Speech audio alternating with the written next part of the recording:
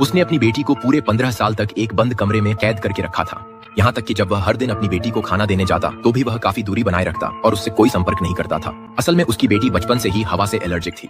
वह केवल फिल्टर की गई हवा में ही सांस ले सकती थी। सबको लगता था कि वह लड़की अपनी पूरी जिंदगी उसी कमरे में बिताएगी। किसे पता था कि एक भूकंप उनकी किस्मत को पूरी तरह बदल देगा। अचानक पीला गैस सीवर से निकलकर सड़कों पर फैल गया। जो भी अनजाने में उस गैस को सांस में लेता उसकी जान चली जाती। जैक, जो उस समय सड़क पर था, उसे बिल्कुल अंदाजा नहीं था कि क्या हो रहा है। तभी उसने देखा कि उससे भी बड़ा गैस का रेला उसकी ओर बढ़ रहा है। जैक को तुरंत कुछ गड़बड़ महसूस हुई और वह तेजी से घर की ओर भागा। घर पहुंचते ही जैक ने तुरंत अपनी पत्नी को खिड़की से हटा दिया। अगले ही पल जहरीला गैस खिड़की को पूरी तरह से घेर लेता है। गैस दरारों से होकर कमरे के अंदर तक आ गई। सौभाग्य से उनकी बेटी अपने कक्ष में सुरक्षित थी और उस पर कोई असर नहीं होने वाला था। जैक ने जल्दी से अपनी पत्नी को खींचा ताकि वे तुरंत वहां से निकल सकें। जैसे ही उन्होंने जहरीली गैस को तेजी से ऊपर की ओर बढ़ते देखा, वे केवल ऊपरी मंजिलों की ओर भाग सकते थे। आखिरकार दोनों एक दंपति के घर की सबसे ऊपरी मंजिल पर पहुंच गए। मां ने जल्दी से इंटरकॉम का इस्तेमाल कर अपनी बेटी की हालत जाननी चाहिए। जब पता चला कि उनकी